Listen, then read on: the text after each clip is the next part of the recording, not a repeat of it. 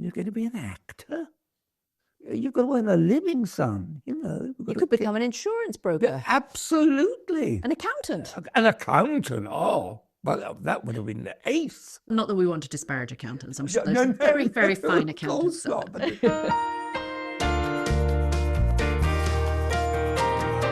Derek, you've had one of the most storied careers in acting. BAFTAs, a Tony, Oliviers, Emmys. You've been in The Gladiators, Nanny McPhee, I, Claudius, of course.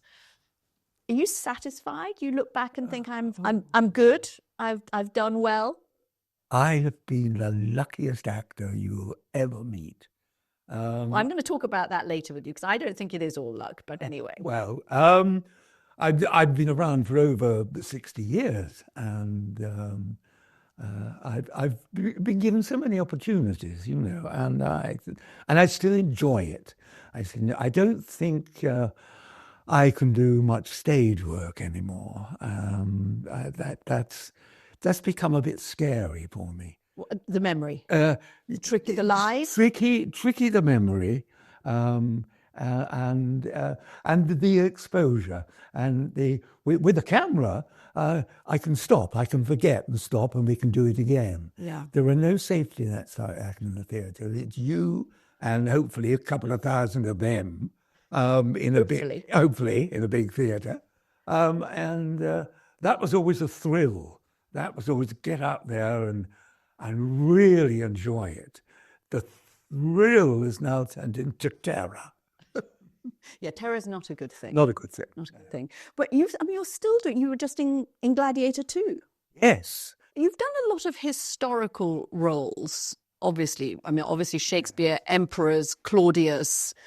Was there something about inhabiting people from the past that particularly appealed to you, resonated with you? I think it happened because I did a lot of the classic roles, and in that sense, you get to play kings, princes, emperors, and I did a lot of Shakespeare, and right from school days, I played Hamlet at school when I was 17, and that kind of, I always thought that I wanted to be an actor. I had no talent for anything else, and Hamlet confirmed it. Okay, is there a line from Hamlet that particularly today you even remember? Oh, I used to be able to remember all of it. To be or not to be, that is the question. Whether it is nobler in the mind to suffer the slings and arrows of outrageous fortune, or to take arms against a sea of troubles and by opposing end them. That's a bit of... Still there. It's still there all these years later. All the other parts, I think, have gone. Hamlet's still around. Shakespeare stays. Shakespeare stays, yeah. Was there a way you approached your Shakespeare roles? I mean, you did take on these great classics and you went into it very much with a mind of doing theatre. Would you say you always were going to be a classical actor in the role? Does that mean something, being a classical? Because yes. I'm always wondering whether you kind of became Derek Jacobi is the classical Shakespearean actor of our generation. Is that something you intended to be? That never occurred. No. Actors are players. To kind of make an actor special, put marks by an actor, and no. Actors should be universal. There was nothing in my background that was special. I was an East End boy, I was never called Blimey, but that was my surroundings, But somehow I was born to be an actor. That's what I feel. There was never any alternative. That's what I wanted. That's what I thought I could do. That's what I enjoyed. And it was the giving of an act. I can't act on my own. I need somebody to act to to hopefully have an impact on your life as an audience. That is thrilling. That is thrilling. Do you think if you had been born in Leytonstone 30, 40 years later, when TV and movies were so much more ubiquitous, you may not have gone into theatre originally? Or was it something about theatre and live performance? I think it was, I was very fortunate in that I was born in London, so theatre was easily available. My parents first took me to theatre when I was about 7. The pantomime at the London Palladium. The wonderful thing was I was an only child, but they were so supportive. But it was a world that they wotted not of. They knew nothing about theatre, actors, and they had this son who was reasonably clever at school, reasonably academic, ended up going to university and all that. So they were very chuffed, very proud. Not just any university. That. Cambridge, at St John's. What do you think they expected for you? What did they think young Derek was going to become? They never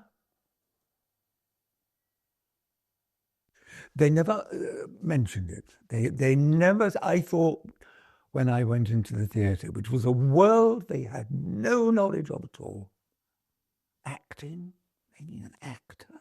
But it all changed when I got my first job, which was the Birmingham Rep, and I stayed there for 3 years. And they would come up from London to see everything I did. They would drive up to Birmingham, and they suddenly kind of switched. You know, they thought, well, he's enjoying himself. He's earning a living. What's wrong with that? Yeah. You know, people they seem to like him. They respond to him. Our son's an actor, you know, and they were so supportive, you know, because it was a world that was alien to them. I'd had a good education. I'd been to university, and in their heads, the world is your oyster. You're going to be an actor. There's no steadiness in acting. You've got to earn a living, son. You know, You could become an insurance broker. Absolutely. An accountant. An accountant. Oh, well, that would have been the ace. Yes, but you're going to go up to Birmingham. Not that we want to disparage accountants. I'm sure there's very, very fine accountants. Of course not, but it wasn't my scene at all. How did it affect you becoming famous? I don't think it affected me at all, really.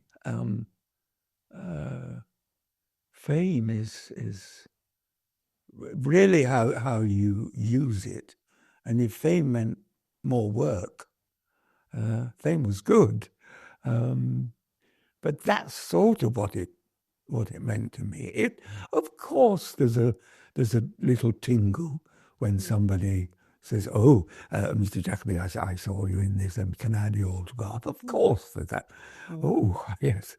But that's all. You know, I don't think being an actor, inflated me in any way, really, because I knew how difficult it was and how easy it was to muck it up. Do you think there's a difference between being an actor who has primarily come from theatre and the classics and the stage, and I look at young actors today? I mean, stars are made in the space of one movie performance, and they may not have had very much experience beforehand. Yeah. What do you think those stars could have made it in your world of night after night and 3 years at the Birmingham Rep? Is there a difference? And do you look at the quality of the acting? So I don't know, maybe you look at the quality of their acting, think, my God, they're good. Or maybe you look at it sometimes and think, oh my God. Yeah, both of those. Pretty face. Yeah, both of those. Yeah. Oh, God, he's handsome. Oh, yeah. Okay. He can hardly speak, but he's good looking. No, you go through a period of let's call it jealousy. But it doesn't stay, because you know what a hard world it is, and an unforgiving world it is in many senses. And a pretty face, a handsome face, isn't enough. Ultimately, is not enough. You have to come up Not with that you don't have a very handsome face, Derek. I don't for a minute be implying that. But did you go when? I mean, I'm thinking of those young actors. I mean, and who are pretty faces, and maybe they'll just disappear. And I love the fact that you use the word jealousy, because of course we all have some of that jealousy. Did you think when you were in your 20s and 30s, I could be one of those pretty face actors too? Was that your view of yourself? Did you think of yourself as a kind of handsome romantic lead? no, no. And the proof is in the pudding. I wasn't that kind of lead actor. I'm not saying that they're no good, and in a sense they have a head start because they're nice to look at. And I was lucky in that I at the age of 17 got my first job at the Rep. I stayed 3 years, which I hadn't been to drama school, so it was a huge learning experience. A new play every 4 weeks for 3 years. And then being spotted by Laurence Olivier, taken to the National Theatre at the Old Vic when I was 20 and staying there for 7 years. I mean, that was an experience that actors would kill for. Yeah. Working with Olivier, Redgrave, Matty Smith, Albert Finney, Bob Stevens, you know, Greats. all the greats, and learning from them and becoming friends with them and part of that company. It was amazing. So that's what, okay, so this is the reason I was asking about how you looked and how you saw yourself as kind of physically as an actor, was because you have spoken a lot about luck. You've written about luck in your life. But actually, I look at your life and there are some ways in which you could say this was not a lucky actor. You have struggled. You were not the pretty face that automatically got you into the Hollywood movies. You were gay at a time when it was illegal to be gay. Yeah. You had things you had to overcome. And in a way, yes, Laurence Olivier spotted you at the Birmingham Rep, but he spotted you because you were damn good. Was that luck, really? I mean, yeah, it was in the fact that he was in the audience. That he was apparently on a trip round the reps in the country, right, to find the company that he wanted to create at the old Vic to play the supporting actors, and thank God he picked me, and I became. But I was supporting. But maybe you'd have become somebody would have spotted you anyway. Don't know. With that much talent? Does that much talent go unnoticed? I think there's talent, and I think there's luck. And without that luck, the talent isn't enough on its own. You've got to have the opportunity to show you've got talent. And without that opportunity, you can be as talented as all get out, but nobody's seeing it. Nobody's appreciating it. You've got to be seen. Your gift has got to be acknowledged, or whatever. I'm still not convinced. I still think you were too good, Derek. If he hadn't been in the audience that night, somebody else would have been in the audience, or somebody would have told him how good you were. I don't believe that. I don't believe it. I think once you start believing in your own talent, rather than welcoming the fact that you are talented, I think that's wrong. I think not to don't believe. Oh God, I'm so good at this. No. Thank God I've been given the opportunity to do this, and thereby maybe get better. but it's a lovely world to be in, and I want to be successful in that world. I don't particularly want to be rich, although that will be nice, but it is a world that I feel absolutely at ease in. And if that's going to be my life, what a wonderful life it's going to be. How much of a struggle was it being gay at a time when it was illegal Um, and widely condemned? yes. I didn't struggle. No. I was lucky. I've been so lucky. I have been luck. My, I was always, as a boy, I knew that something was, it's wrong to say something was wrong, that something was different. And I didn't acknowledge it for a long time. As a teenager, I had the girlfriends, but I knew something was. And you knew what it was that was different. I knew exactly what it was. I once confronted my mother with the fact and told her. And you were quite young. Yes, I was a young teenage. I was about 16, I suppose. I said, Mum, I want to talk to you. And I told her. And her reaction, God bless her, was, you're 16. All boys go through this. You'll grow out of it. That was, in a sense, her defense, against what she didn't want. And obviously... Well, this was the 1950s. Yes, yeah. She went off, told Dad, I expect. And they talked about it. But it was never mentioned again. Never mentioned again. And they accepted it. They totally accepted it. It was a time when it was difficult because the gay people were persecuted. I didn't put it around that I was gay. I was very discreet, I suppose. I was determined not to let it appear in my head as a disease, as something wrong with me. I think you're an amazing optimist. I think you're very optimistic. I was I've said it so many times talking to you, I was so lucky. Oh God, I didn't really ever face big problems or big obstacles. I was lucky. You're still acting. Thank God. Even at the grand old age of young age. 87. 87. This is my 87th year, yeah. What does age bring to an actor? Well, things drop off. Yeah. And you slow down. Mm-hmm. It's more difficult to remember lines. Your brain... I used to have a very sharp brain.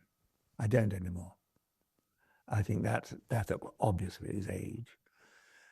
Physically, you get aches and pains. I haven't, thank goodness, got anything really dangerous. I can't see very well out of my right eye. But that's all. I can still walk, talk. Shall I tell you this? Only recently, only in the last, I would say, 18 months. But I have a lady who I can hear in my ear, who feeds me my lines. Now, I know my lines. I've studied the part and I know how to... But in case I dry, which at the age of 87 is much more likely, she's in my ear. And I can take her cues and speak the lines. I don't know whether I should have told you that, but I am not the only one. I think I'm very grateful to that lady because it keeps you giving your gift to us for longer. Well, it's a lovely thing to say. But in a way, in my head, it's a default. I mean, that I'm not totally in charge. I need assistance. It's like a skier wearing a knee brace. Yeah, yes. Keeps them skiing longer. Yes. That's a very good analogy. Yes, that's true. Is there other upsides of aging that you bring to your roles or life? Or is that... I have a wonderful partner who, in a sense, I mean, lately, has become a looker afterer too, and for which I am deeply grateful. But I can't complain about anything in my life. I really had a charmed life, really, from being an evacuee as a very young child. In the Second World War? In the Second World War, I was, when war broke out, I was about 4. I was evacuated. Had a wonderful time. I was evacuated to the country, to a pub. I had a year and a half in a pub. I wasn't drinking in those days. But I had a wonderful time. And then I adored school. I adored university. And I adored theatre. Nothing went wrong. I've had a couple of physical accidents, which I, thank God, survived. But if anyone could say they have had a charmed life, and if I don't fall off this chair dead for saying it, I have had a charmed life. In all respects, in my middle years, I found a partner with whom I'd been for nearly 50 years. Yes, I can't complain about anything. Derek, thank you very much. Pleasure. Thank you. Thank you. That was lovely. Was it all right? Lovely.